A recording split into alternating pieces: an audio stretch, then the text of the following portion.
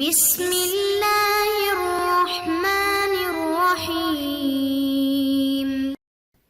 السلام علیکم معزز طلباء کرام، آپ سب کیسے ہیں؟ آج ہم معطا امام محمد کے سبق نمبر 193 کو پڑھیں گے۔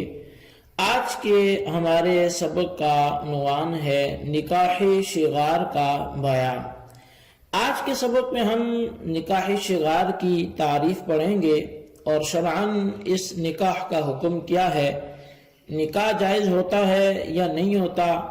اور اگر ہو جاتا ہے تو مہر کا پھر کیا حکم ہوگا۔ تو اس حوالے سے ہم احادیث مبارکہ پڑھنے کے بعد مسلک احناف کو بھی بیان کریں گے، اور بالخصوص اس حوالے سے جو ائمہ کرام کے درمیان اختلاف ہے اس کو بیان کر کے مذہب احناف کی وجہ ترجیح بھی ذکر کریں گے۔ تو چلیے بڑھتے ہیں ہم آج کے سبق کی طرف۔ آج کا ہمارا سبق چونکہ باب نکاح شغار سے شروع ہوتا ہے کہ یہ باب نکاح شغار کے بارے میں ہے۔ امام محمد رحمۃ اللہ علیہ پہلی حدیث پاک ذکر فرماتے ہیں کہ اخبرنا مالک اخبرنا نافع عن ابن عمر ان رسول اللہ صلی اللہ علیہ وسلم نہا عن نکاح الشغار والشغار ان ينكح الرجل ابنته على انه ينكحه الاخر ابنته ليس بينهما صداق۔ امام محمد رحمۃ اللہ علیہ فرماتے ہیں کہ ہمیں امام مالک نے خبر دی ہے،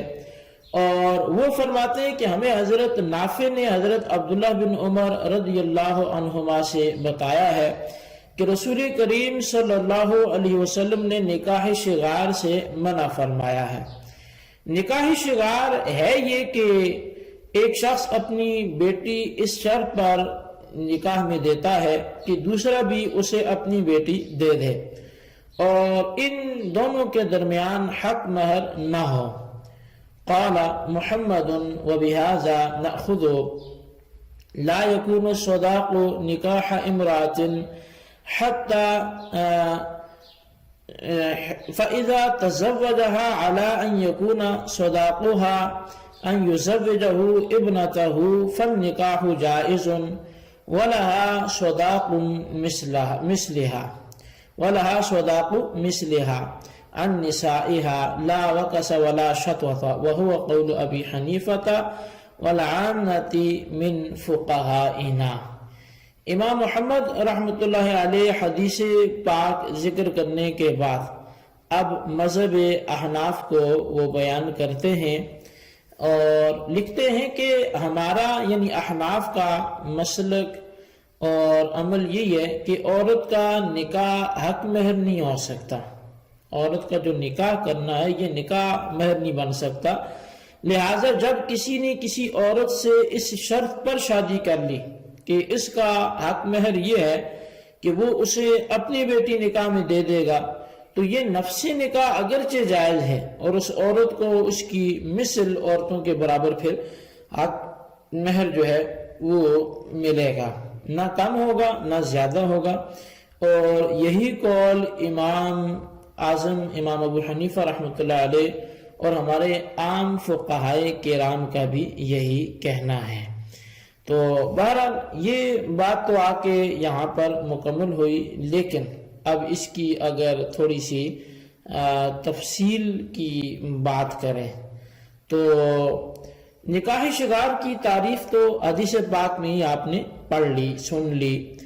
اور عرف میں اگر ہم دیکھا جائے ہمارے معاشرے میں اس حوالے سے جو لفظ بولے جاتے ہیں تو عرف کے اندر نکاح شغار جو ہے اس کو وٹے سٹے کا نکاح بھی بولتے ہیں، اور اسی ٹائپ کے مطلب اور بھی کئی ایک الفاظ اس کے لیے رکھے جاتے ہیں۔ لیکن اس میں جو بنیادی بات ہے وہ یہ ہے کہ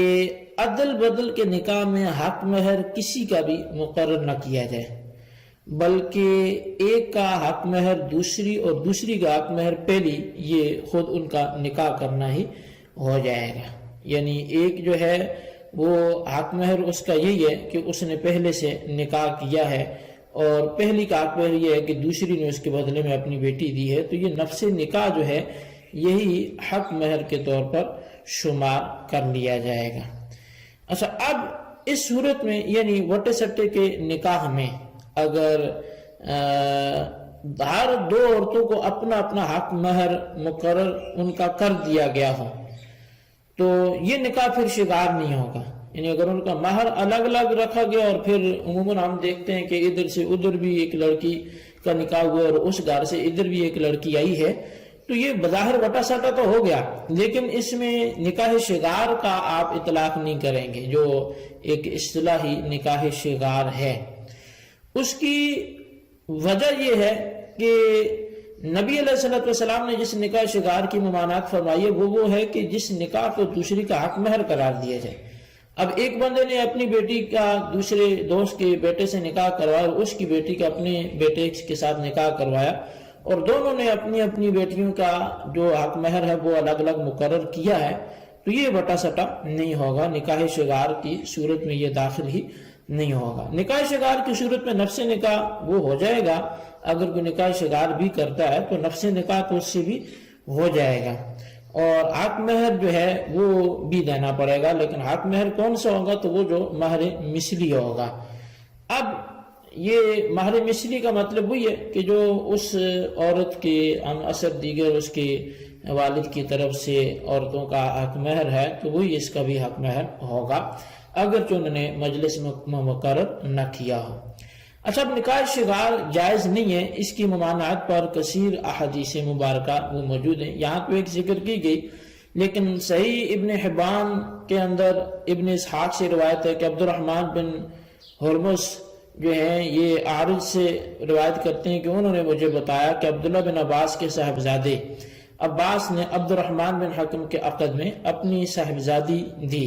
اور عبد الرحمن نے اپنی صاحبزادی ان کے نکاح میں دی، اور دونوں نے اس عدل بدل کو حق مہر قرار دیا۔ حضرت امیر معاویہ بن ابو سفیان رضی اللہ تعالیٰ عنہما نے مروان کی طرف حکم نامہ بھیجا، آپ اس وقت خلیفہ تھے، کہ ان دونوں کے درمیان تفریق کر دو، اور حکم نامہ میں لکھا کہ یہ نکاح شگار ہے،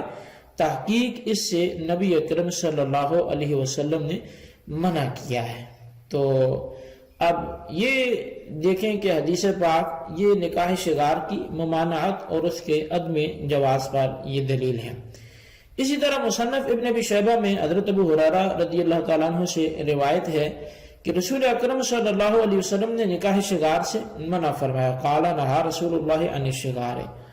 اسی طرح عن نافع عن ابن عمر قال نہا رسول اللہ صلی اللہ علیہ وسلم عن الشگار، حضرت عبداللہ بن عمر سے حضرت نافع یہ بیان کرتے ہیں، فرمایا کہ نبی اکرم صلی اللہ علیہ وسلم نے نکاح شگار سے منع فرمایا ہے۔ تو اب نکاح شگار کے حوالے سے شرح صحیح مسلم جو امام نووی علیہ رحمہ نے لکھی ہے، آپ فرماتے ہیں کہ تمام علماء کرام کے اس پر اجماع ہے کہ نکاح شگار سے منع کیا گیا، لیکن اختلاف اس میں ہے کہ کیا یہ نہی نکاح کے بطلان کو چاہتی ہے یا نہیں چاہتی۔ امام شافعی کے نزدیک یہ نہی نکاح کے بطلان کو چاہتی ہے، اور امام خطابی نے امام احمد اور اسحاق و ابو عبید سے اسی امر کی حکایت کی ہے۔ امام مالک کا قول ہے کہ دخول سے قبل اور بعد دونوں حالتوں میں نکاح فسخ ہوگا۔ ایک روایت ان کی یہ ہے کہ دخول سے قبل فسخ ہوگا، بعد میں نہیں ہوگا، اور ایک جماعت کا قول یہ ہے کہ یہ نکاح مہر مثل کے ساتھ صحیح ہے۔ یہ امام اعظم امام ابو حنیفہ رحمۃ اللہ علیہ کا مذہب ہے، اور عطا، زہری اور لیث سے بھی اسی کو حکایت کیا گیا ہے۔ امام احمد اور اسحاق کی بھی یہی روایت ہے، اور یہی قول ابو ثور اور ابن جریر کا بھی ہے۔ یہ امام نووی علیہ رحمہ نے شرح صحیح مسلم میں جو گفتگو کی میں نے آپ کے سامنے وہ رکھی۔ تو اب دیکھا جائے تو نکاح شگار میں ہمیں تین مسلک وہ نظر آتے ہیں۔ ایک تو یہ ہے کہ بالکل باطل ہے، اور یہ مسلک یعنی نکاح بالکل باطل ہے، تو یہ مسلک امام شافعی رحمۃ اللہ علیہ کا ہے۔ اسی طرح امام احمد، اسحاق، ابو عبید کا بھی ہے، اور وہ چونکہ اس میں امام شافعی کے ساتھ ہیں۔ اور دوسری طرف جو ہے وہ ہمیں دوسرا جو قول ملا وہ امام مالک کے دو قول ملتے ہیں۔ تو ان میں سے جو ہے پہلا قول یہ ہے کہ قبل دخول اور بعد دخول دونوں حالتوں میں نکاح باطل ہے، اور قبل دخول باطل لیکن بعد دخول باطل نہیں ہے۔ اب یہ امام مالک کی دو قول ہیں، تو دونوں قول آپ کے سامنے رکھے گئے۔ تیسرا جو قول ہے وہ یہ ہے کہ نکاح صحیح اور حق مہر جو ہے یہ مثلی لازم آئے گا، اور یہ احناف کا جو ہے وہ مذہب ہے، امام زہری، لیث اور عطا بھی اسی کے قائل ہیں۔ تو اب یہ جو ہے ابھی تک جو ہم نے مسائل پڑھے ہیں یہ تین مذاہب کا گویا کہ ایک ٹائٹل پڑھ لیا ہے۔ تو اب احناف کے نزدیک نکاح شگار یہ ہے کہ ایک شخص اپنی بیٹی یا بہن کسی شخص سے اس کی بیٹی یا بہن سے نکاح کے عوض میں اپنا نکاح کرے اور اپنی کسی بیٹے کا کرے، اور ہر ایک کا عقد دوسرے کے عقد کے عوض میں ہو۔ تو اس کے متعلق علامہ بدر الدین عینی رحمۃ اللہ علیہ نے لکھا کہ فالعقد صحیح ویجب مہر مثلی، کہ نکاح تو درست ہے لیکن حق مہر جو ہے وہ مہر مثلی واجب ہوگا۔ اور جو احادیث نکاح شگار کی ممانعت پر امام شافعی نے پیش کی ہیں ان کا جواب یہ ہے کہ محمول علی الکراہۃ، یعنی یہ علامہ بدر الدین عینی لکھ رہے ہیں کہ وہ احادیث جو ہیں وہ کراہت پر محمول ہیں، لہٰذا ان کا حکم علامہ بدر الدین عینی نے خود ہی یہ بیان کر لیا۔ یہ عمدۃ القاری شرح صحیح البخاری میں انہوں نے ذکر کیا۔ اچھا، اب علامہ عینی نے نکاح شگار کو صحیح اور اس میں حق مہر مثلی کے وجوب کا جو قول فرمایا، اس کی تائید اور بھی بہت سے آثار سے وہ ہوتی ہے، جیسا کہ مصنف ابن ابی شیبہ کے حوالے سے سوید بن غفلہ کہتے ہیں کہ محدثین اور فقہاء حضرات نکاح شگار کو مکروہ سمجھتے ہیں، اور شگار یہ ہے کہ ایک شخص دوسرے شخص کو بیع میں اپنی لڑکی دے، اور شرط یہ ہے کہ وہ ابھی اسے کوئی رشتہ دے اور حق مہر نہ ہو۔ ہمیں عمر نے ابن جریج سے بتایا کہ جناب عطا نے فرمایا کہ نکاح شگار کرنے والے دونوں فریق اس کیے گئے نکاح پر قائم رکھے جائیں گے اور ان دونوں سے حق مہر لیا جائے گا۔ تو دیکھیں معزز طلباء کرام، جن دو باتوں کا علامہ عینی نے ذکر کیا تھا انہی دو باتوں کو جو ہے وہ مذکورہ اس اثر میں یعنی مصنف ابن ابی شیبہ کے حوالے سے یہ بیان کیا گیا ہے۔ اول یہ کہ نکاح شگار باطل نہیں ہے بلکہ مکروہ ہوتا ہے، اور دوسرا حق مہر دینا یہ پڑے گا لیکن یہ مہر مثلی ہوگا۔ تو اب حق مہر کی مقدار کیا ہوگی؟ کم از کم حق مہر چونکہ 10 درہم ہوتا ہے تو ویسے ہی وہ لازم ہوتا ہے، لیکن یہ کم از کم حد تھی، یہ مقرر نہیں کیا جا سکتا، زیادہ کی حد مقرر نہیں، اس میں جھگڑا ہو سکتا ہے۔ تو مرد کہے کہ میں تھوڑا دوں گا اور عورت کہے کہ میں زیادہ لوں گی، اس لیے فیصلہ یہ ہوگا کہ اس عورت کو حق مہر وہ ملے گا جو مہر مثلی ہوگا، یعنی اس عورت کے چچا زاد یا قریبی برادری کی عورتوں کا جتنا حق مہر باندھا جاتا ہے وہی اس کا بھی حق مہر مقرر کیا جائے گا، اور اسی کے حوالے سے حق مہر کی بات ہوگی۔ تو بہرحال حدیث پاک میں نکاح شگار کی ممانعت ہے، جس کا مفہوم یہ ہے کہ نبی علیہ الصلوۃ والسلام نے حق مہر کے بغیر نکاح کرنے اور فرج کو حق مہر قرار دینے سے منع فرمایا ہے، اور ہم بھی یعنی احناف بھی اس کو باطل قرار دیتے ہیں اور کہتے ہیں کہ یہ چیز ازرو شرع باطل ہے۔ بس یہ ایسا نکاح ہے جس میں ایسی چیز کو حق مہر بنایا گیا ہے کہ جو اس کی صلاحیت ہی نہیں رکھتی، یعنی فرض تو مہر کی صلاحیت نہیں رکھتی۔ جیسے کوئی شخص شراب یا خنزیر کو حق مہر مقرر کرتا ہے تو یقیناً نہ شراب مہر بن سکتی ہے نہ خنزیر مہر بن سکتا ہے، تو پھر اب اس کے بدلے میں کیا ہوگا؟ تو شراب اور خنزیر کے بجائے مہر مثلی واجب ہوگا۔ تو نکاح شگار میں بھی اگر اس نے فرض کو مہر بنایا تو فرض تو مہر بننے کی صلاحیت ہی نہیں رکھتی، تو لہٰذا اس کے بدلے میں کیا ہوگا؟ تو مہر مثلی لازم آئے گا۔ تو جو مذہب احناف ہے یہ عقل و نقل کے بالکل عین مطابق و موافق ہے، لہٰذا یہی درست اور اسی پہ عمل جو ہے یہ انسب ہے، تو لہٰذا اسی کو اپنایا جائے گا، اور ائمہ احناف کی جو بات ہے یہی قابل اعتماد ہے۔